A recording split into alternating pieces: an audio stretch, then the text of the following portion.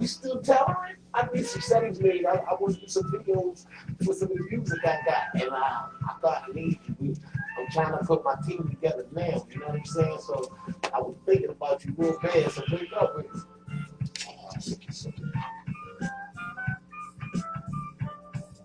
Prison, COVID-19. Oh yeah, man.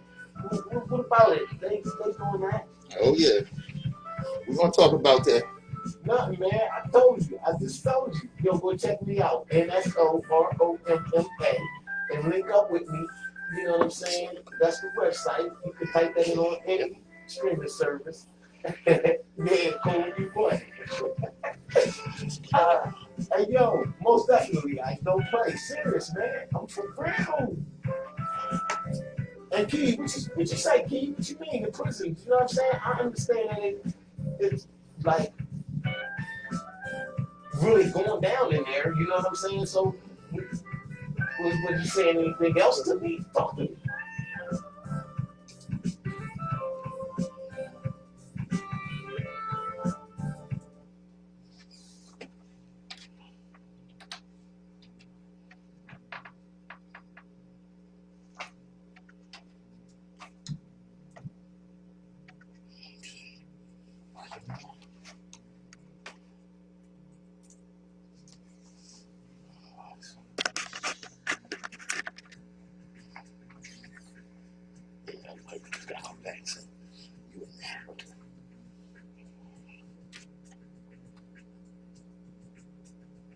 Those of us that know it will commit intellectual violence and do so for the pleasure of manifestation of evil.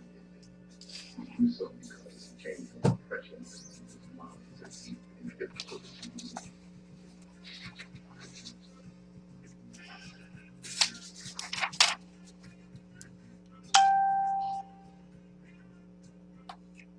Good morning, my children of the sun. Welcome to WHGE 95.3 FM. This is The Open Eye. I'm your host, Third Eye Optometrist, Patrice Gibbs. And as always, joined by my brother in consciousness, Nsoromma. True. All right. We ain't wasting. Hey, how you doing, Nsoromma? True. All right, we ain't gonna waste no time. We're gonna get right to it. We're gonna tell you why we do the open eye. Check this out. 1% control the world. Right. 4% are sellout puppets. Shut out. 90% are asleep. Wow. 5% know and are trying to wake up the 90%. The 1% don't want the 5% waking up the 90%. Welcome to the open eye. Yep. This is why we do what we do. Yo, now that's crazy. Yeah. You know what I'm saying? Waking up that 90%. They don't want us to do it. Oh, they mess with us too, Holmes. I mean, if we would like the 90% to wake up, you Yeah. know, but on a real statistic number, I mean, we probably get 3% of that. You know what I'm saying? That's just sad, but it is what it is. Man, huh? I said, but it is what it is. 3% like Hardcore, you know what I'm saying? that's right. Definitely, man. So That's right. I'm definitely with. Because it's about planting seeds. And that 3% we get, they might get another 3%. Right. Then we got 6%. Right, and it just keep on. That's where next thing you know, we're going to hit that 90%. And I'm going to tell you something that's real crazy now. Who you sleep with and who you deal with and your love life and all this, that, and other, that's your business. Right. Who cares? Right. I don't care nothing about that. Some stuff is personal anyway. You know what That's I mean? right. Like, I never really, like, they say, yo, can you hand that out of my pocketbook? I never liked going in No. I was raised different. I was too. I'd give them the whole pocketbook. I never really. I was ready to say, lady I'm dealing with asked me to get something out of her pocketbook. I bring her the whole box. Get the whole pocketbook. That's it. Some people I ain't going in. Big all in them. No, I won't do that. That's right. But like I said, now, you know, I have spoken in favor of Black Lives Matter, the slogan. Right. But I have spoken against Black Lives Matter, the organization. Why is that? My boy Keith is a Black Lives organization. And much respect to him. in Wilmington. You Right. know what I'm saying? To his section of that organization. But you mean The not founders, him, but the overall of the organization. Yeah, the overall the organization, the national, those that claim to be the national leaders of the organization. Oh yeah, I mean, well, that's like a franchise thing anyway. You know what I'm saying? Well, the three leaders, okay, like I said, who they speak with, the creators, right? Who took the slogan and created the organization. Okay. Got grants and money from different places, this, that, and the other. All well and good. Now the three creators are lesbians. That's their business. I ain't got no problem with that. That's what you hey. But when you turn the Black Lives Matter movement into an LGBT movement, then we got a problem. I mean, they always do that somehow. Yeah. They always switch up the real cause that it starts out to be about, which is, you know, us as black people and the cause that we go through. And then they put a little syrup on top of it, and then after the syrup, they had the pancake, and then the strawberries, and then you forget it was about this particular thing. Right. Yeah, and they're trying to compare. There's no comparison. Yeah. I understand what you're saying. Yeah. When you there's no comparison to the LGBT movement and the struggle that black people have. Because what the LGBT movement is fighting for is the right to practice a certain lifestyle. What black people are fighting for is survival. Right. And we would move beyond, we would move beyond liberty and freedom. It's survival. Right. We getting killed every day in the streets for just being who we are. Big time. Lesbians and, you know, people of, different genres not getting killed. Cops not stopping you and blowing your brains out. Right. You know what I'm saying? So I think one thing is one thing and the other thing is the other thing, and it should be separated, like you're saying. And, you know, each cause is a different cause, and it calls for a different conversation. You know what I'm saying? So, yes, I mean. So when I brought up that criticism, brother, they came after us. I mean, everybody got the right to opinion. Right. They went after Dave Chappelle. You know what I'm saying? I mean, that's what they do. To throw off the real reason why we speak and how we speak. You know what I'm saying? Yeah. We are the voice of our people. Exactly. So when they come after us, they coming after us for being the voice of our people. Right.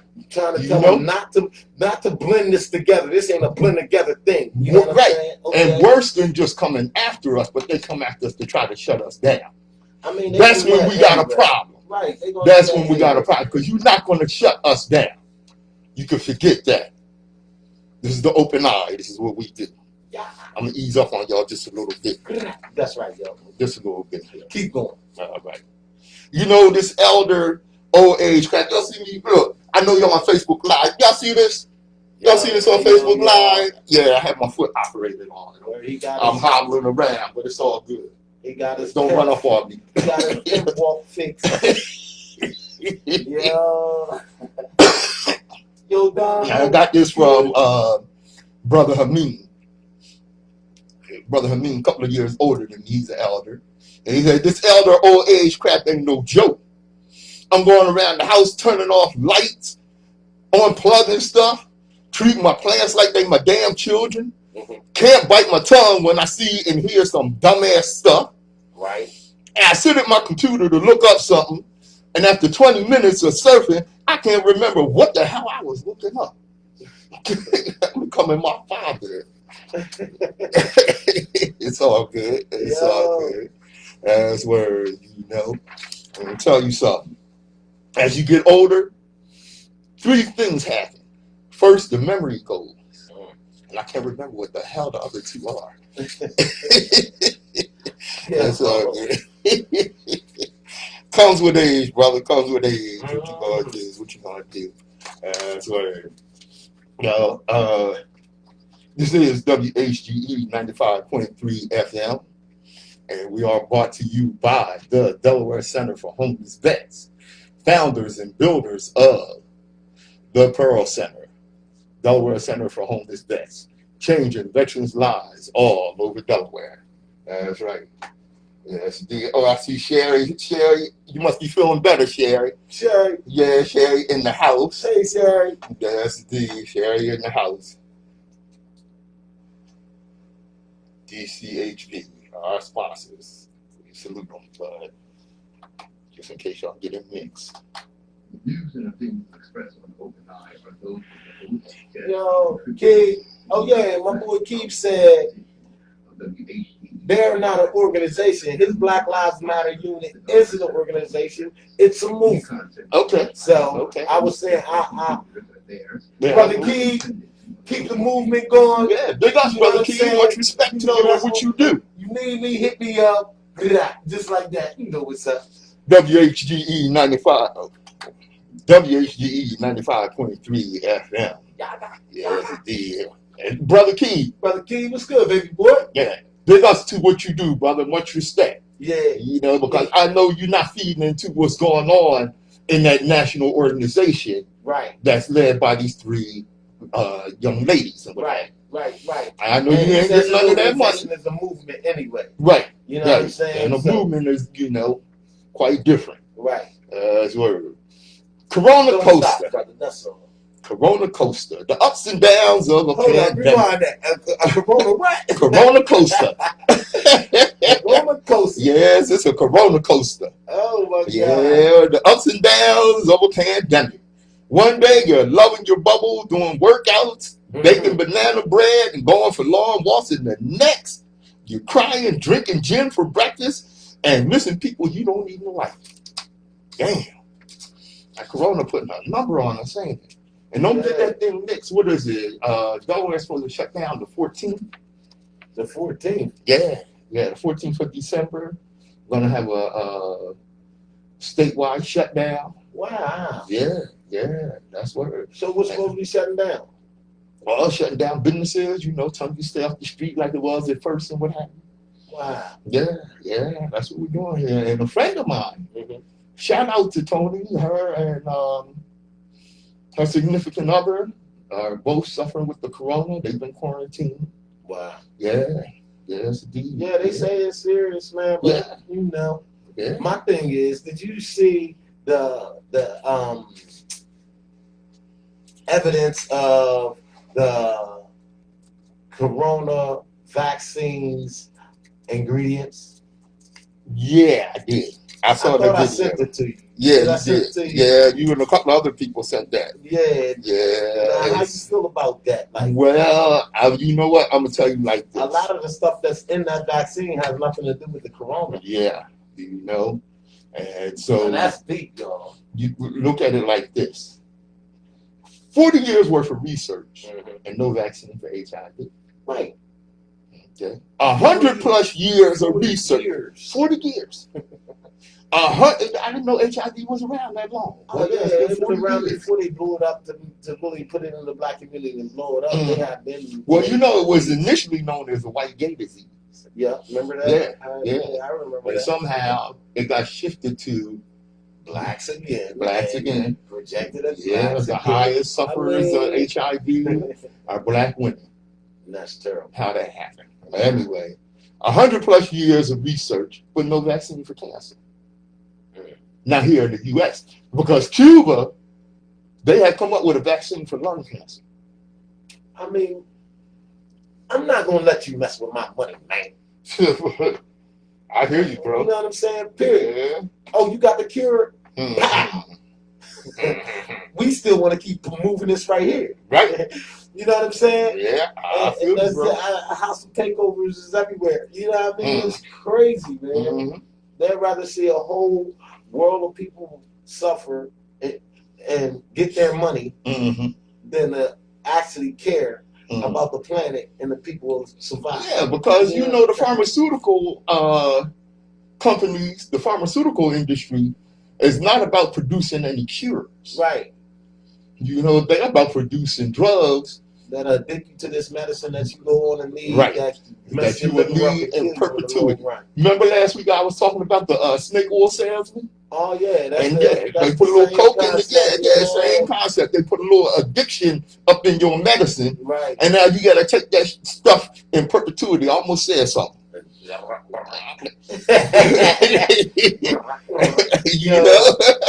5,000 and more years of research and no vaccine for the common cold. If you get a cold, you just got to ride it out. I mean, that's what the body naturally does anyway. Yeah. You know. Yeah. Now, 10 months researching, boom, they got a vaccine for a 1-year-old virus. And the vaccine has nothing to. That's the ingredients inside this vaccine has nothing to do with curing the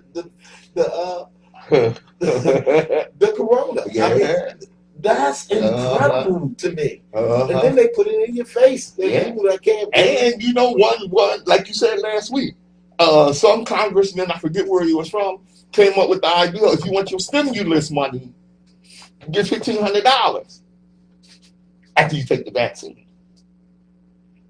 You know, that's You not want to just keep your right. Section 8? Yeah. You got to take this You gotta vaccine. take this vaccine. You want to work for the state? Take this vaccine. Vaccine. You know, You want to come in this building? take this vaccine. That's Yo, right. Yeah. now, buddy. when you're being forced to do that, you got to think something's up. Yeah, with you that. got to. You just have to. Yeah.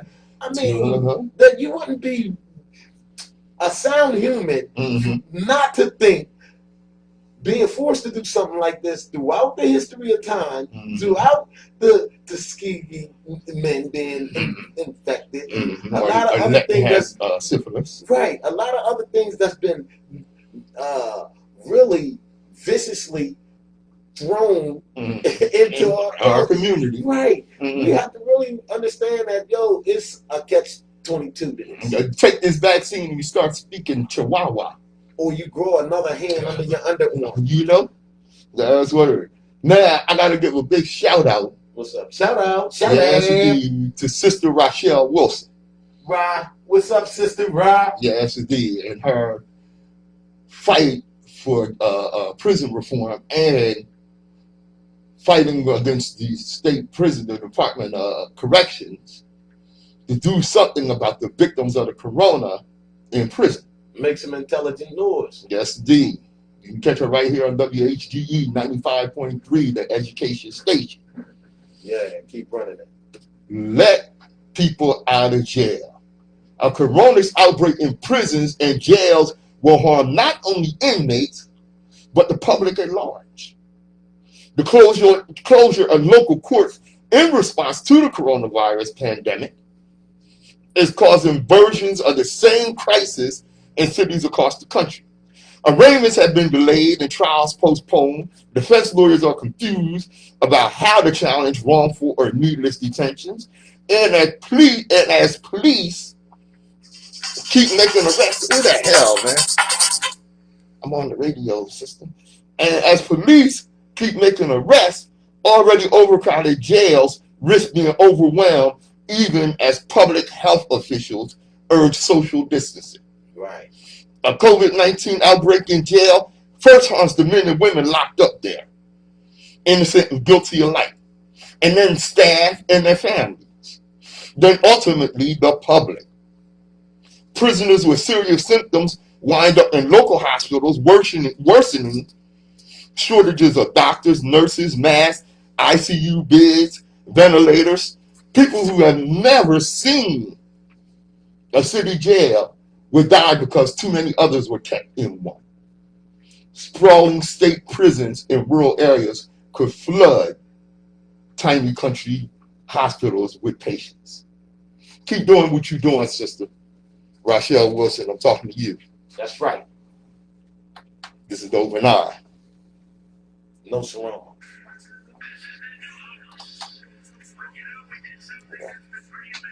Yo, what's good? The Rob Porter. What's happening, homie? Yo, you was feeling down the way? What's up? B Naz. What's up, yo? I see you. Yeah, guy. What's good? I see you still doing videos too, dog. Yeah, keep up, don't stop. You know what I'm saying? Don't stop, don't stop. All right, Yeah. big up, Cedric. I see you in there. Tony Peace Jackson. My man Knuckles. Yo, Big ups. Tracy. Yeah. What's good? Yes, indeed. Cedric, stay tuned in. You know what I'm saying? We see you.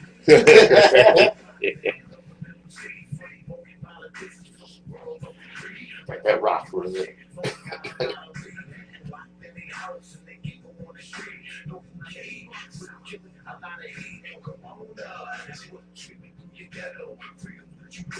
Nsoromma playing in the background. And I do own the rights to this music. You dig me? Nsoromma, streaming all platforms. You dig me? Yeah. That's that Rona, the Corona song. Dig me? Go here. Listen right now. That Rona by Nsoromma. Yeah.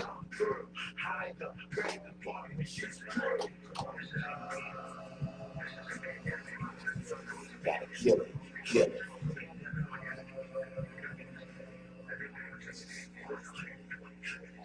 WHGE 95.3. That Rona by Nsoromma. Yeah, that's right. We always relevant here at WHGE on the Open Eye. Keep it relevant. The orange disaster and his party are going to war against America because he want to stay. Yo, I mean, it's crazy for you to be able to foresee the future like me sometimes. Big ups, brother. Big ups. Yeah, you don't think your crystal ball on that one. I'm telling you. Look, it's becoming hard to find the right words to describe what Republicans have become at this moment in history. We can call them reckless in their eagerness to undermine the functioning of government. We could call them heartless in their willingness to deprive Americans of aid in such a desperate time. We could call them unhinged in the embrace of the range conspiracy theories because they unhinged. Right. But now the Republican Party is quite literally becoming the enemy of America. Believe that. I mean, they are really letting other countries see the monopoly and the underhandedness that is being done in America on Americans. Yeah. You know what I'm saying? That's word. Consider this. The lawsuit filed by Texas Attorney General Ken Paxton asking the Supreme Court to essentially nullify the entire 2020 presidential election so it could be handed to the orange disaster, a suit about which Trump himself says, this is the big one. It might have been just one more ridiculous publicity stunt by one of the many corrupt fools the GOP has managed to elect recently. Wow. But now Republican attorney generals from 17 other states have filed a brief in support of this silliness. The suit claims that election results in Georgia, Michigan, Pennsylvania, Wisconsin should be thrown out and the decision left to Republican-controlled legislators in those states, presumably so they could simply appoint pro-Trump electors and make him the winner. Yo, man. You talk about some money. Gonna happen. Remember I told you money? Yeah. Money do a lot, man. Yeah, money do a lot. Money is level to the game. When you're dealing with a billionaire, this is a big billionaire, man. Billion, that's the 1%. And you know what? I'm 1% means billion. Yeah. Billion. I'm gonna tell you something. He wasn't a billionaire when he went in office. I don't think he's a billionaire now. I mean, that's just all an illusion. Everything that they're saying, the money that they have is. But the thing is, since he got in office, him and his crime family has stole so much goddamn money that he might be a billionaire now. You know, if Kanye a billionaire, you know, you see them ugly Trump sneakers. Ain't gonna let him I don't want to go off. You know, come on, man. You see them ugly sneakers. I don't want to go off topic here. But you gotta think. This is a when you dealing with like life changing and worldly changing things, it become a historical event. So I mean, if you don't go get a pair of them sneakers, I'll be mad with you. For the simple fact, you just need to put them in a box and keep them. In 10 years, they'll be worth something. They gonna be ugly ass sneakers. Them ugly sneakers gonna be worth quadruplifying what they were sold for. Of course, man. I mean, you gotta understand and see we don't never see the value in a lot of stuff because we only see the moment of the stuff. Yeah. We got to think more broader. I feel you, brother. I still don't want none of them ugly ass sneakers. Me either, but I'll do it as an investment. As an investor, I heard that. Now, like I said, you know, the orange disaster and his minions, the Republican Party, these fools who have basically shown themselves the betrayers of America. You got to understand how this came about, okay? Now, during the Civil War, Right. the South lost. They lost the war. But here's the thing. They won the peace. Because after they lost the war, right, they were able to rise up and get control in the government on unprecedented levels, bringing about all the philosophies from the Confederacy, Jim Crow, the racism, bigotry, and terrorism that black people suffer. To the law. Yeah, to the law. Making Right. it law in America. Right. You And know, that's it was why the law. Right. They may have lost, but they won through the law Right. that they created to Mhm. make all the people, you Yeah, know, yeah. And like I said, they bow won. down. They won the peace. Now, this is how crazy these people are.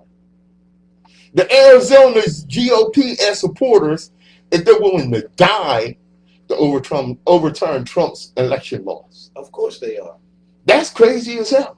I mean, you have to be willing to die for what you believe in. Yeah. And ask him. I go outside and ask a black guy right now, anybody out on the corner, yo, you willing to die for us? What you think they'll say?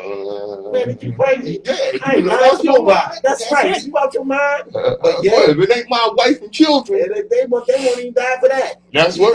How Some about of them, that? they're pushing into it. You know, I mean, man, how many times have you seen the shootout? Sorry, son of a. and they grab and hold the child up. I mean, Yeah, that's it. That's what I'm talking about. That's word. The mentality of the warrior mentality that lied in our blood has been so watered down. Yeah, tainted, man, it's crazy. The indoctrination. They got them putting dresses on. Oh, Lord have mercy. Yeah, the Arizona GOP, right? A bizarre tweet from the Arizona Republican Party on Monday asked whether supporters would sacrifice their lives for President Donald Trump's efforts to overturn the 2020 election results. The official account, quote, tweeted, stop the steal right-wing activist who said he was willing to give up his life for this fight, and added, he is, are you? The account has posted erratically in the past, but Monday's tweet about risking lives to oppose the election result was a significant departure from the norms observed by the communications arm for the major parties. He is, are you? Trump's legal team has continued to dispute the election results in the states I named and what have you. Right. Trump's most ardent supporters have backed his false claims of voter fraud. It's just a crap. The GOP, the Arizona GOP, that's Republican Party, grand old party, I don't know where they got grand at, has pushed these falsehoods on Twitter account on Monday, appeared to rile up supporters by inciting violence. Mm-hmm. If you're willing to die for your cause, that's like a. You're willing to kill for your cause. Of course, that's what they really telling you. Yeah, I'll blow your brains out. Yeah, for our cause. For our cause, right? Because they ain't really. They will die, but they don't want to die. No. Right. So they'll make it a defense thing. I was forced to defend myself. Yeah. Nah, how you forced to defend yourself when you came running in here with the gun? Right. Right. And how many of them have committed violence and terrorism in support of this cause? Like the boy from Wisconsin went over to the other state and killed them 2 people. Yeah, and the president go to his rescue. You know, that's the kind of person you want in office right now. Yeah. They could have killed anybody out there. He just was shooting. You know, that's right. That's ridiculous, man. You know, and what are we dealing with? In the black community, you know, it's something when you say a dog bit a man. That's not really news, right?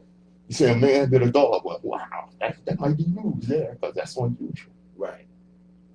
But what we have become used to, and it's no longer news, is when the cops unjustly shoot a black man. We're getting used to it. I mean, you know, we shouldn't. I could never get used to that. You know what I'm saying? Because I always vision myself in that situation, and it always hits me like it's home. Mm-hmm. You know what I'm saying? So, I mean, there's maybe a lot of people that is used to that. Mm-hmm. It's watered down to them, but every time I see that, I go into a rage. Really, I heard and I that. have to really control myself. And that's where we should be at.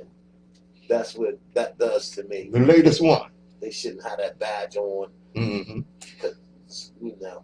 A black man was shot 3 times for carrying a Subway sandwich outside of his home in Ohio. And why they always go to reach for their gun instead of their taser on a black person, I don't understand. I seen a white dude chasing a female cop around the car with a knife. Right. And she didn't shoot him. Right. But if it was a black guy said, raise his voice, look, don't be coming over here. Do you know? Come on, man. I mean, Do you know? that just puts so much anger in my voice, man. It's like, it's crazy. After a 23-year-old black man was killed outside his home in Ohio by a veteran SWAT deputy, Wow. local activists are questioning what really happened that led to the incident. But he a veteran. He's supposed to be a veteran. He's supposed to be like No. You're saying he was killed by a veteran SWAT deputy. Right. Mm-hmm. He was a veteran SWAT deputy. Yes. So he's supposed to be able to understand and handle these situations, being a veteran in the organization is what I was saying. You know what I'm saying? Okay, Being a 20-year veteran in the police force, he should have been ran across a couple of things and know how to handle and diffuse some things instead of just going out killing the person. Yeah, well, as a veteran, how many has he killed? Right. And you know? And that's what we need to do too, because we have public rights to see people's record like that when they work for the people. So we can go uptown and request to see records of officers and make it public. That's word. Because they are public servants. That's right. The man killed, identified as Casey Goodson Jr., was neither a suspect nor the focus of any investigation, according to BuzzFeed News. Right. Officers were said to be looking for a suspect nearby when Goodson drove by. When Goodson drove by, said Peter Tobin, U.S. Marshal for the Southern District of Ohio, on Friday at a press conference. The Franklin County Sheriff's Office confirmed in a statement Sunday that veteran and Franklin County Sheriff's Deputy Jason Meade shot Goodson for allegedly waving a gun from his car. Now, I'm going to tell you something. That sounds real shaky. However, Goodson's family said that Goodson was shot 3 times in the back while entering his home carrying a Subway sandwich after returning from a dentist appointment. So you're seeing some cops. Excuse me. And so you waved your gun out the car. Who's that silly? Nsoromma on the case. Tobin claimed that Goodson was outside of his vehicle when he was approached by deputies who ordered him to drop the gun. After refusing to drop his weapon, he was shot and taken to Ohio Health Riverside Methodist Hospital, where he later died. Tobin said, according to U.S. Today, he added that Goodson was not the suspect the task force was looking for, but the shooting was justified. Tobin's narrative not only failed to mention that Goodson was shot, but left out other details essential to the incident, like he was shot in the back, going into his house, and the fact that at the door, his keys was hanging out the door, and he had a Subway sandwich in his hand. No, the fact is he's the wrong person. Yeah, he's the wrong and color. Anything after that, it's a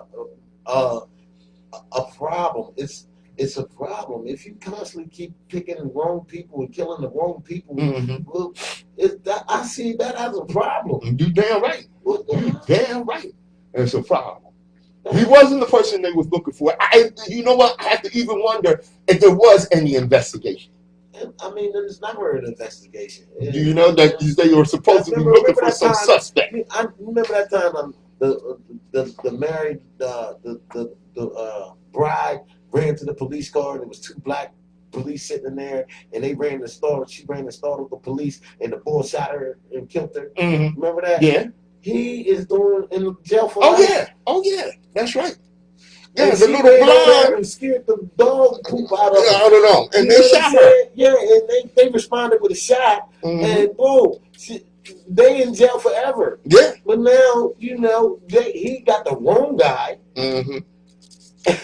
Murdered him, shot him in the back at his door.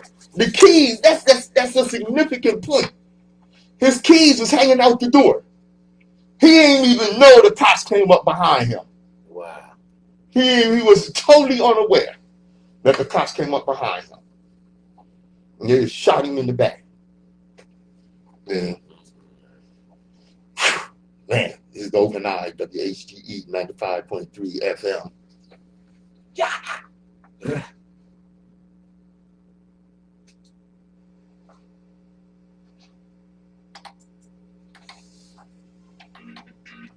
Yo, Cassie, what's been up? Yo, Albert, hey, yo, you still taking pictures? Yo, let me know, boy. Yeah, Zach, what's good? Infinity Prince, you know what I'm saying? You want some shirts done? Link up with my boy, Infinity Prince, from Avenue, for real. How you doing, Brother Slaughter?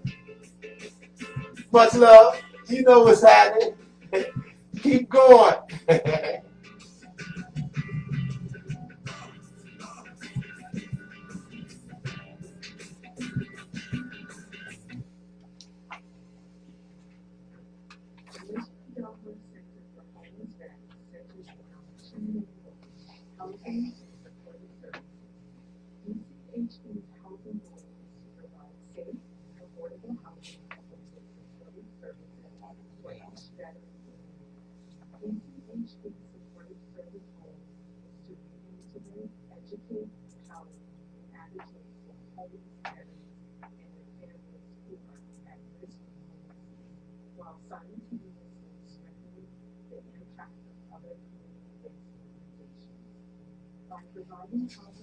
So what y'all think about the vaccine? Are y'all gonna get the vaccine or you're not gonna get the vaccine?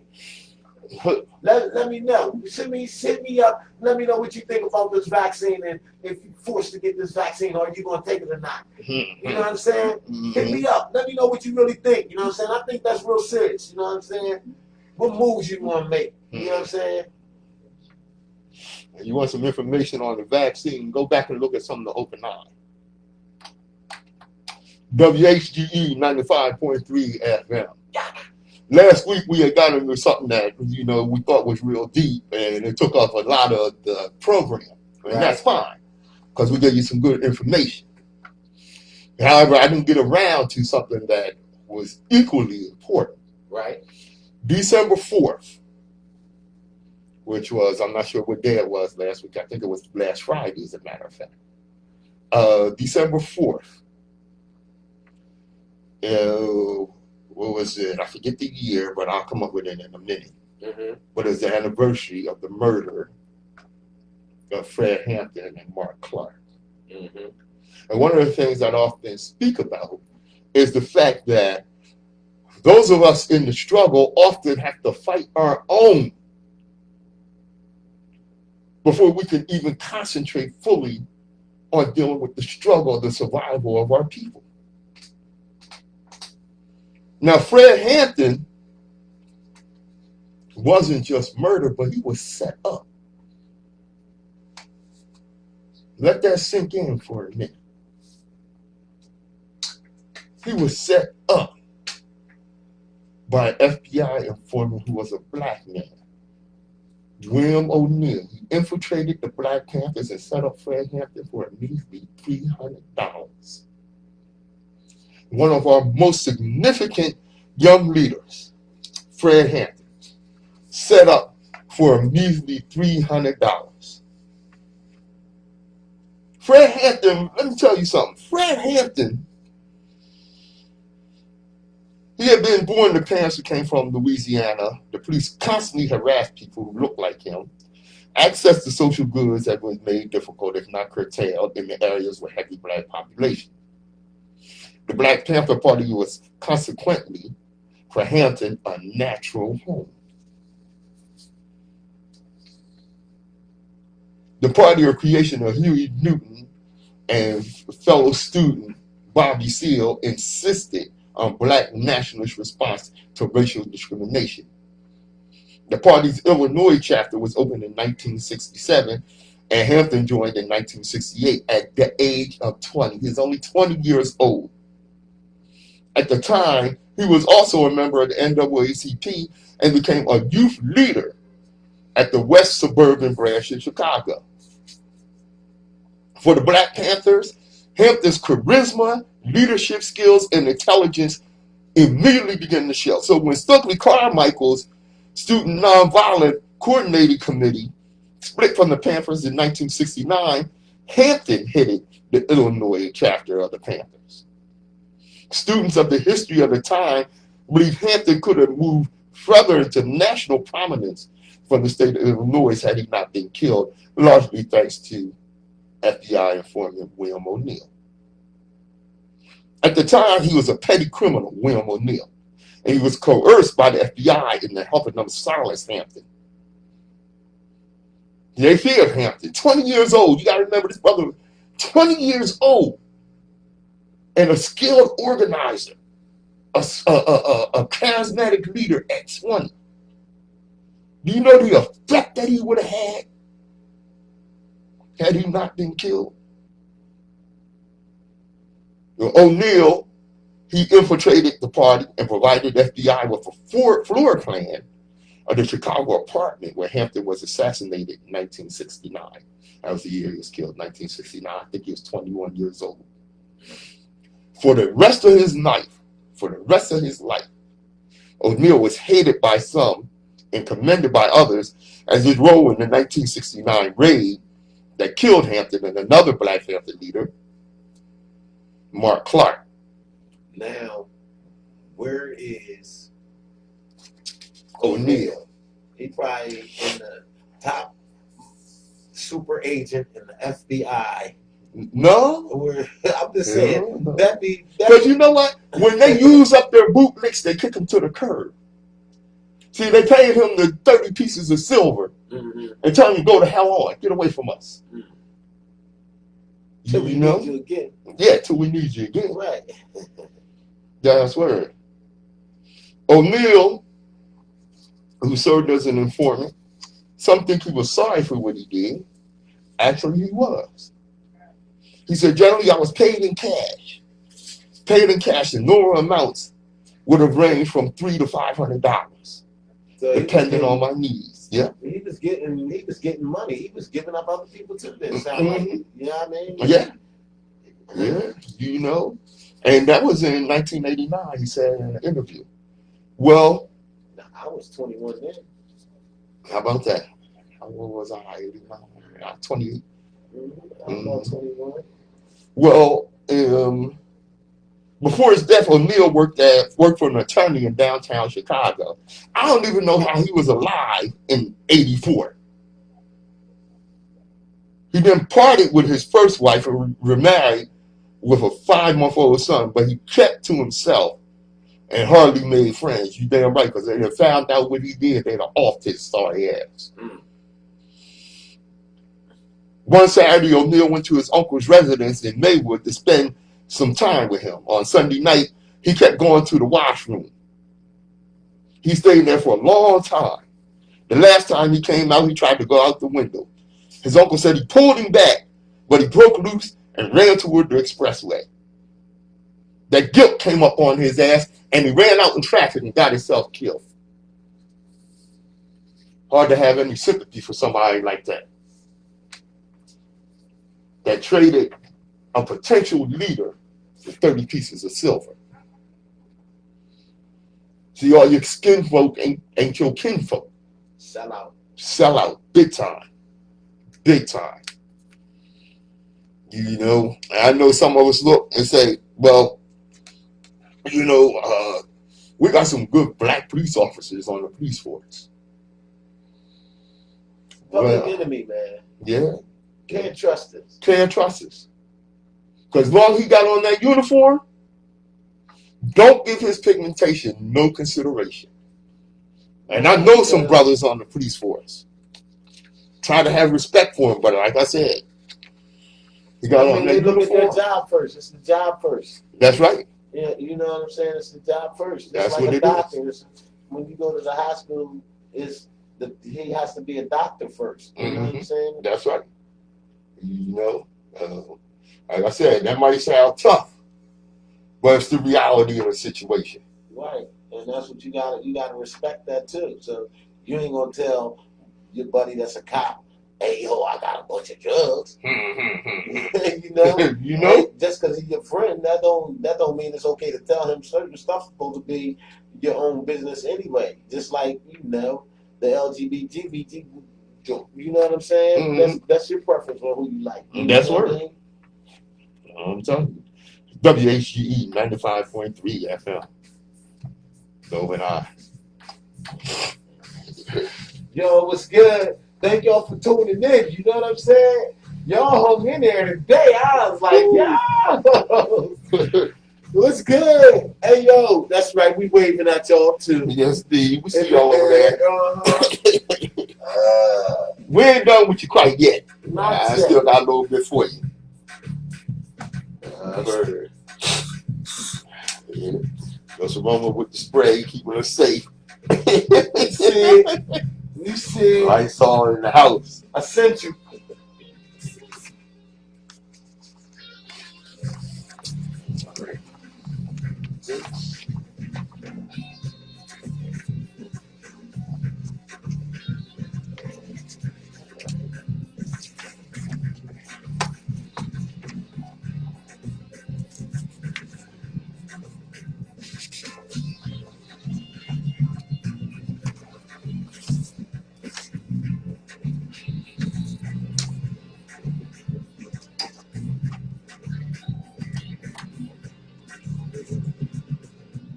Yeah, that's Fun All Day by Mr. Gibbs. Mr. Gibbs. Yes, indeed. Streaming all platforms. With this, okay. With this, coronavirus going on and what have you, one of the things that has come up is, children being schooled at home. And, some parents are complaining about this. Instead of complaining about this, look at this as an opportunity to take over your child's education. It's been said by many black intellectuals that we ought not let our oppressors educate our children. Educating our children is practical, but it's also big business. Indeed, since 1995, the charter school program has handed out over $4 billion to support charter schools. That's a lot of money. $4 billion? $4 billion. Yeah, that's Alarmingly, about $1 billion was found to be lost due to fraud or waste. Regardless of how you personally feel about charter schools, it's undeniable that we could have done plenty with that $1 billion. It's also clear in black history that black people have a long history of starting our own schools, doing it on a shoestring budget. You hear me, Umar? Mm-hmm. A great many charter schools have been launched as a way to make money. If the opportunity is present, it makes sense for black people to also benefit. However, we must do so in excellence and not purely for profit. Should we choose to dive in? Our children are our future and present. We must take control of their educational outcomes and ensure their future is rooted in a foundation of pride, excellence, and self-determination. Right. Our children are, after all, our responsibility. Now, I know some critics of the civil rights movement say, well, blame Dr. King, because, he did that integration stuff and this and that. Well, Dr. King said, I favor integration on buses and in all areas of public accommodation. And I am for equality. However, I think integration in our public schools is different. That's what Dr. King said. In that setting, you are dealing with one of the most important assets of an individual, the mind. White people view black people as inferior. A large percentage of them have a very low opinion of our race. People with such a low view of the black race cannot be given free rein and put in charge of the intellectual care and development of our boys and girls. And that's what Dr. King said. So when it comes to educating our children, yes. And that's what happened to him after he said it. After he said, because what a lot of people miss is that he was black to the cause.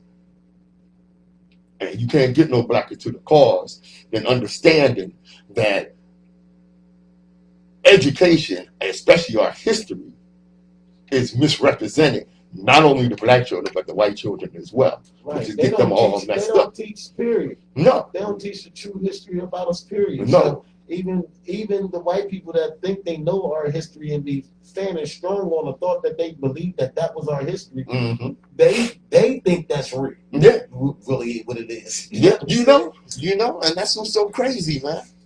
You know, and I'm gonna tell you something. Now, speaking of our history, That's like the monkey, man. yeah, what's that you say? Beat them in the act right? Yeah, yeah, that's that indoctrination. Beat them in the act right. You know, I am a veteran of the black press. Right. You know, the great Ralph Morris, my mentor, Right. trained me in journalism and writing, and what he was the one that got me to start writing. I had never even considered it before him.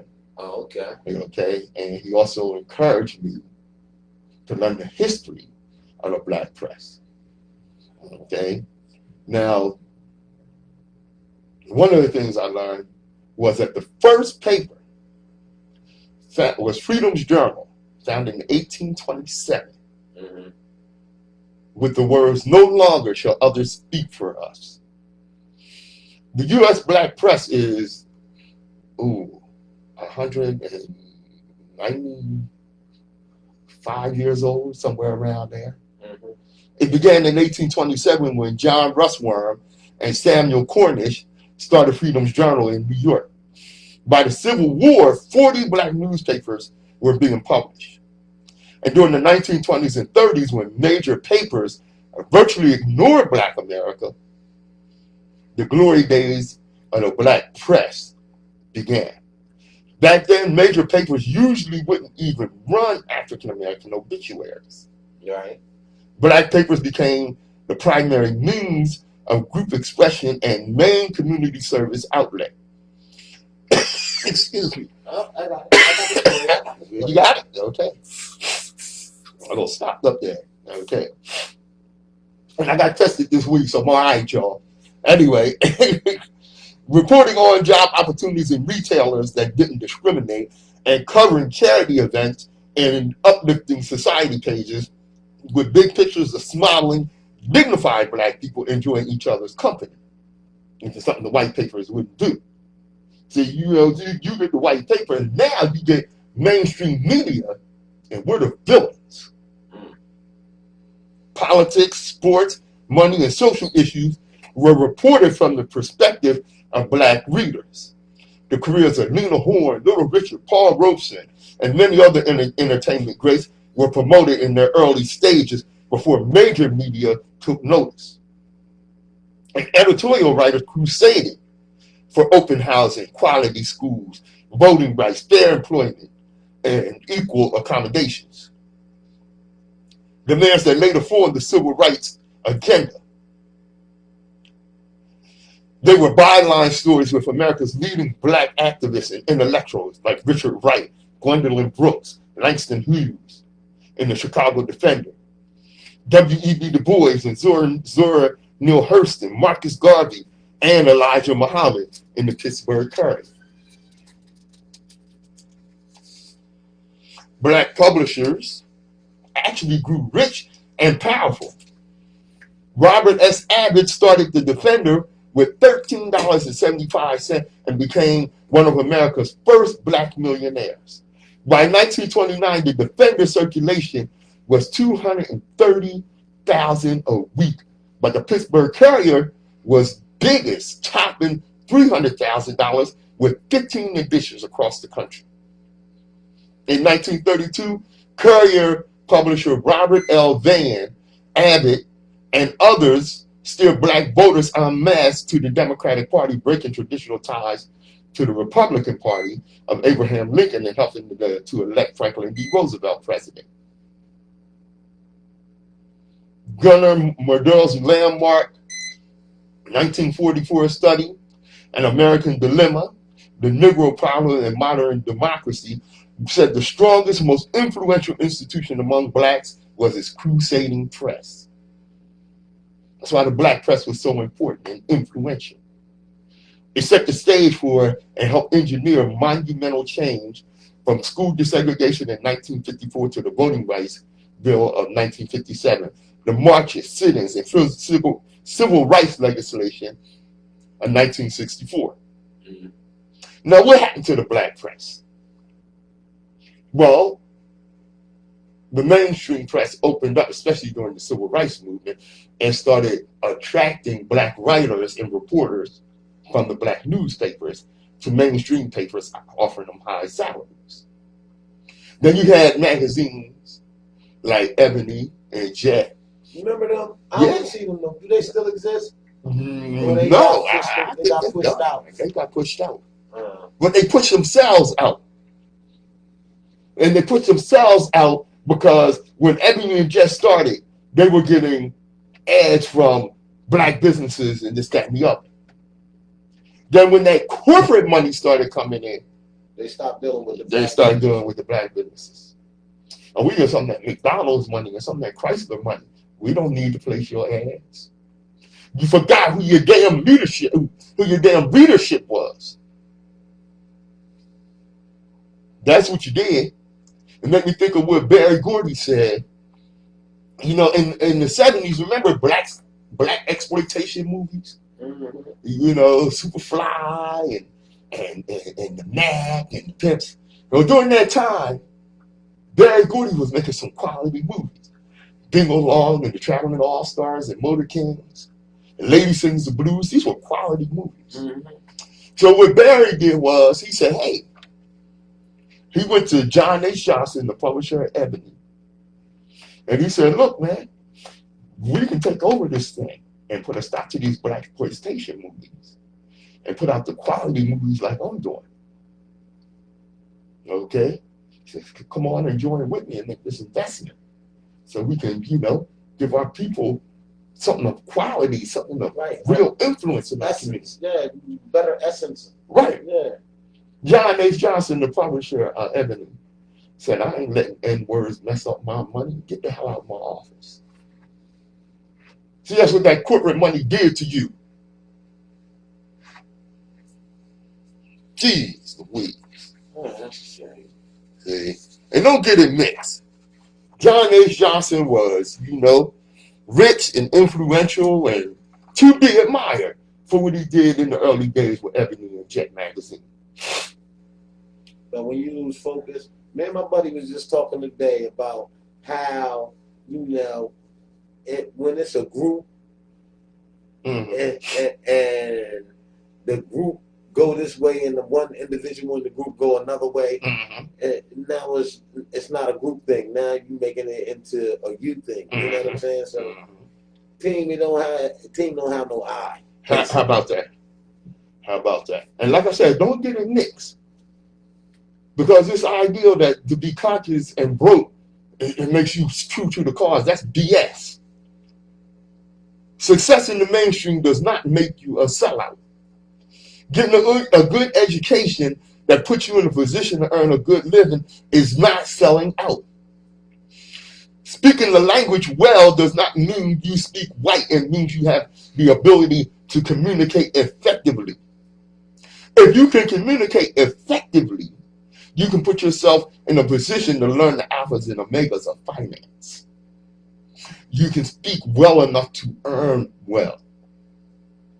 Now, finding success in the mainstream and looking down your nose at those that haven't made it and referring to your people from your own community as those people doesn't make you a sellout either. It is an indication of the slave mentality. But when you start closing doors and blocking others from making it in the mainstream, then you done sold all the way the hell out. And we got too many of those. And like I always tell you,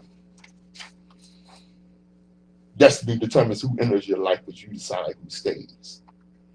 Therefore, value those who value you, and don't treat those as a priority who treat you as an option.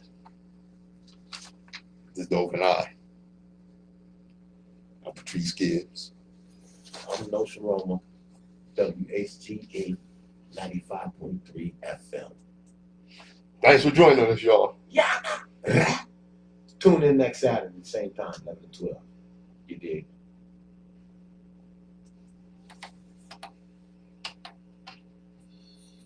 Yo, you know what it is. Another show that's completed. Thank y'all for watching.